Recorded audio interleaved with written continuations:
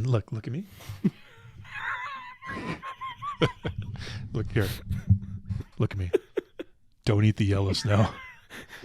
Don't do it.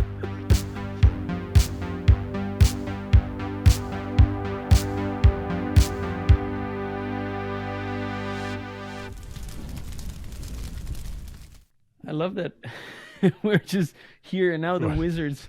Anytime I turn and I'm looking at the wizards are just staring at me, I'm just like, just cheering to them. They're cheering you on. They're like, you go compare those two Coors beers. Exactly.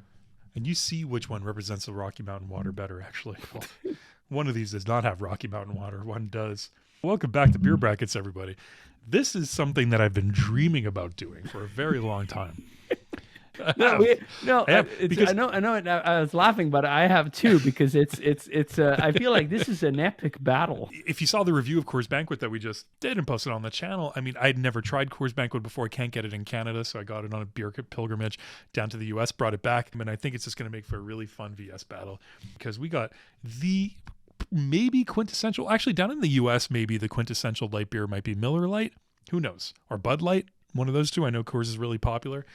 But in Canada, the quintessential light beer is pretty much Coors Light. Coors is kind of like the dominant one that's everywhere. Even in the UK, I was traveling in the UK kind of recently, and I couldn't believe how every single pub in England has Coors Light on tap. They love their Coors Light over there. That and Carling, which is a whole other story. But yeah, they love their Coors Light. It's older brother here, the Coors Banquet beer, enjoyed by the miners, enjoyed by the golden Coloradoan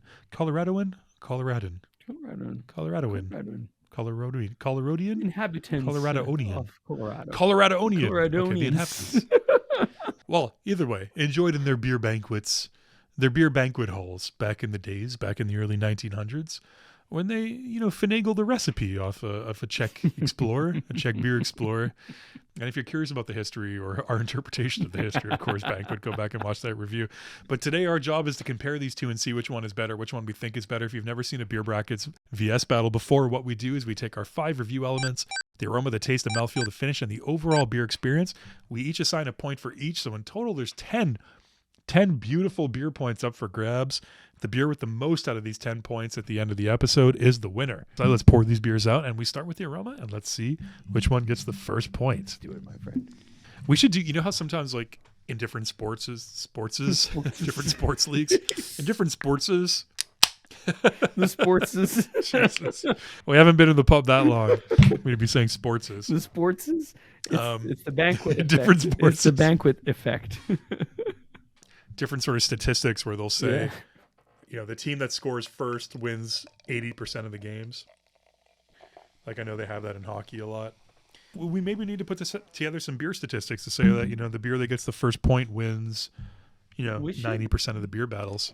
We could start having like beer stats about the battles, my friend. I think that's what we're going with here. I love opening these bottle cans. So we'll save some of it. What we do is we put a little bit of beer aside. So when we get to the mouthfeel category, we can do a refresher. And I love that you can reseal these. That's really cool. Right off the bat, buddy. I mean, I don't know about you. Actually, they're both struggling here. All right. Yeah. They're both struggling a little to keep ahead. Oh, well, in that sense, yeah. I mean, there's not. I mean, the Banquet is slightly more carbonated. We're looking at 4% ABV versus 5. Aroma cheers, my friend. Aroma cheers, buddy. I will say this one thing. They definitely, there's a relationship between the two, right? Like they're beer cousins for sure. The Banquet has more of a round. They're both like leaning more towards the sweetness. They both have that distinct banana note. The Banquet has a little bit more of that like malt presence, while the Coors Light smells very processed malt. If I have to just judge based on which glass do I want to take a sip from, it's going to be the Coors Banquet, my friend. So I'm going to go with that. I mean, the Coors Light is very much just sort of a very muted version of the Coors Banquet. Again, slight banana-y characteristic on the Coors Light. Super processed sweet malt.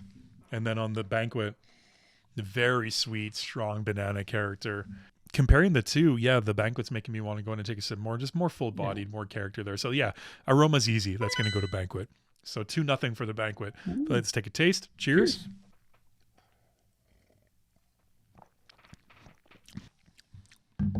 This is going to be tough. This is going to be tough because it boils down to like, one is super light, barely tastes like beer, and the other one is very sweet. It's hard. This is hard. This is very hard.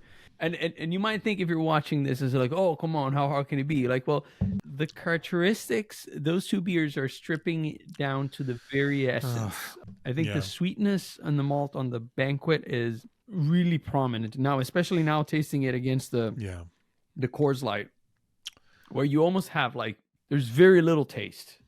It's basically like hop water. If you ever had hop water, something like that. It's similar. Yeah. I'm gonna have to go with the Banquet, my friend. Like I can see the appeal of Coors Light. Especially if you just like want something refreshing. I'm gonna have to go with the Banquet. Like it just like has at least some resemblance of taste of beer, like in comparison. Like the other one is I mean, they're different beers with different purposes. One being a light beer, of course, and the other one being a more full-bodied lager. It's Banquet all the way. I mean, it's just more flavorful. There's a lot there. It's sweet, malty. So now, buddy, the mouthfeel. This is going to be interesting because now we got to do a refresher here. And if you saw our review of Coors Banquet, we were not so impressed with the body of the beer, with the carbonation levels. So let's see if the Coors Light can do a little bit better. I'm always surprised when I see people drinking Coors Light on tap because I think it's really one of those beers that needs to be drank straight out of the can or straight out of the bottle because it's almost like, remember the Guinness bottle? How we found out our most popular, most viewed video, right? How to drink bottled Guinness. We found out to drink it straight out of the bottle. So that's how the nitro infusion works is you need to keep it in the bottle, drink it out of the bottle, and that it gets infused with the nitrogen. If you pour it out, it goes kind of flat.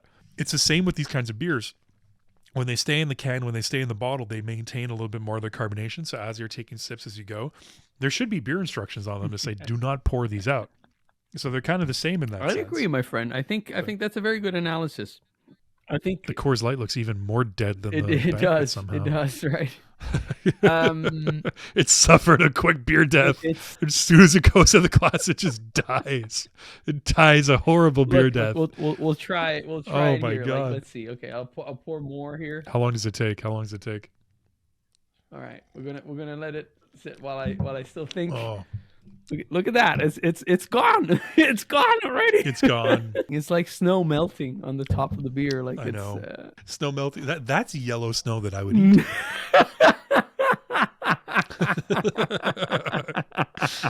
Norma, I tell my daughter this all the time. Stay away from the yellow snow. You don't want to touch the yellow snow. But this yellow snow, it's almost like a beer snow cone. I do that. I like that you have like that's a warning that she's always going to remember. Like it's a stay away from the yellow snow. Dude, I've hammered that into her brain. I held in the winter, like I held her. I was like, listen to me, look at me. Do not touch the yellow snow. Don't eat it. Don't put it in your mouth. Don't go near it. Stay away from the yellow snow. There's so many dogs on my street. It's crazy. There's just like when there's a big snowfall, there's just trails of yellow snow along the walls of snow that are lining the sidewalks. It's just, it's crazy. You got to teach your kids. It's important. It's just like I love this. Like this should be a meme somewhere. Stay away from the yellow snow. And yeah, seriously, I stared into her soul. I'm like, listen to me, look at me, make eye contact. Do not touch the yellow snow. Because she's just like eating snow, just like having so much fun. She's 3. She doesn't care. Yeah, of course. After pondering and thinking, I think I'm just gonna go with Coors Light, my friend. Like I just feel like there's more carbonation to it, even if it does dissipates. Like the mouthfeel experience is so much better. Like it's just like more refreshing. It cleanses your palate. I think that's actually the main characteristic of Coors Light. Like it does such a good job I agree. in really cleansing your palate and making you crave more. Like it's very refreshing. You nailed it. You perfect beer explorer right here. Perfect beer reviewer, Mr. Friend. Alessandro. Thank you, my friend. Wonderfully done. Coors Light, that's the best part of this beer. The really crisp mouthfeel, cleanses your palate, really refreshing. This one, a little sweeter, a little heavier, not that interesting. Definitely Coors Light. 4-2. Going into the finish, buddy. Which one's taking the point? And this is interesting because Coors Light's really light, but the Banquet, you weren't too impressed with the finish on the review. I was not, my friend. Does the negative go below the nothing? You know, like there's the beer void on one side, but does the negative malt, the sweet malt, does it bring it below on the beer scale? All I can think about, don't touch the yellow snow. Don't eat the yellow. The brown snow is even worse. I like that there's different. I mean, I there's different levels. I get it. It's just funny because like I grew up like in a place where it does snow sometimes. So I'm familiar with it. It's just like the terminology that now that I live in Florida, I've never heard, and there's not references to it. So it's funny to me that obviously you have to teach kids about that. You have to. Here you got to teach your kids. Stay out of the swamps. Oh yeah, you're careful with the gators. Like they'll grab you. They actually. Okay, sorry, a little segue here. This is interesting. This is not. Oh, please go. Not direct experience, but apparently, according to things that my wife has been telling me, like they teach kids like how to run away from alligators. And there's it's an important thing. Are alligators fast? Like once they go on land, they are pick up speed. They are. So you know the trick to run away from an alligator is you there's a trick. You run like zigzag. Yeah, exactly. Or was it? Because then the alligator can't figure out where you're going. It gets slower. So if you're running in a straight line, it's just going to go straight to you. It's going to grab you. So you got to run in zigzag. Right. That's really interesting. Yeah. See. So. Oh my God. So places where you talk about yellow snow and places where you talk about like running a zigzag away from alligators and they're trying to eat you. We live on completely different planets, buddy. Completely different planets. For the finish, I think I'm going to lean Coors Light, my friend, because I think the negative space here is winning because the sweetness for me of the Banquet is a little bit too overpowering on the finish, while the Coors Light might not have much on the taste and on the aroma, but on its defense, like it's very refreshing and drinkable, which is obviously what it's shooting for. So I can see that, and I should give it a point. 4-3 for Banquet. Is coming back. I'm going to give it to Coors Light too. We're tied at 4 because for the exact same reason you said, like the sweetness is just like intense. Yep. But Coors Light, I mean, you'll never fatigue from a Coors Light. You won't. So it's like, yeah, it takes the point by default. Okay, so 4-4, we are tied, buddy, going to the last category. This is crazy. I have no idea where this is going to go. Overall beer experience from beginning to end. I don't remember a time we've done a VS battle going into the overall beer experience when I've been more unsure of which one I'm going to pick. Which one? Who are you giving this to? I don't know, my friend here. What's going to happen? All right, I'm so unsure. One last sip here before I... Yeah, take some last readings here. Oh, it's so sweet. Especially drinking them side by side. I think I'm gonna have to give this point to Coors Light. I have to. You have to. In all honesty, it's side by side. I know it might not be popular. To me, it's a better drinking experience. I'm going more back towards that glass. And yes, it's lacking some on the aroma and on the taste, but the overall drinking experience to me is more enjoyable, which is mind-blowing to me, but that's how I'm feeling right now. What do you think, my friend? This is why I love our rating system and breaking it down category by category, because you get to the root of it. It's kind of like going to a therapy session where they really, they ask you about your relationship with like your mother, and like you get deep down into like things that traumatized you when you were 4 years old and you got left at a grocery store and they drove away kind of thing and forgot you were there, and all these things that happened and traumatized you in your youth that turned you into like the messed up person you are as an adult. It's the same thing. You're breaking it down category by category. You're getting to the deep down bottoms of these beers. And I love that. And the beauty of that is that I'm agree with you. I'm going to go with Coors Light because Going into this, I would never have expected that Coors Light would take a victory over this beer. Yeah. And you're right. When you said I'm going back to that glass, having them both in front of me now, I am so much more inclined to take a sip of the Coors Light than I am the Coors Banquet. Because this is just so it's so sweet, so fatiguing, so oily, and just like, it's Coors Light. I've got to tell you, my friend, I never thought in my wildest dream that I would have one day said, this light beer is going to win. I thought it was going to be 10-0 Banquet. I thought it was going to be a clean sweep all the way through coming into this. Let us know down below. What do you think? Which one of these two? Keeping in mind scoring it category by category like that, and the overall beer experience, especially from beginning to end, which one is superior for you? Let us know in the comments down below. And no matter what you do, no matter what, don't forget to close your beer brackets. And look at me. Look here. Look at me. To my friend. Don't eat the yellow snow. Don't do it. Don't do it. Trust me. You don't want to do it. It's our closing message.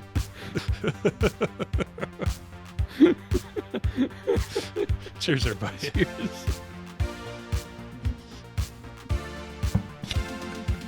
Cheers.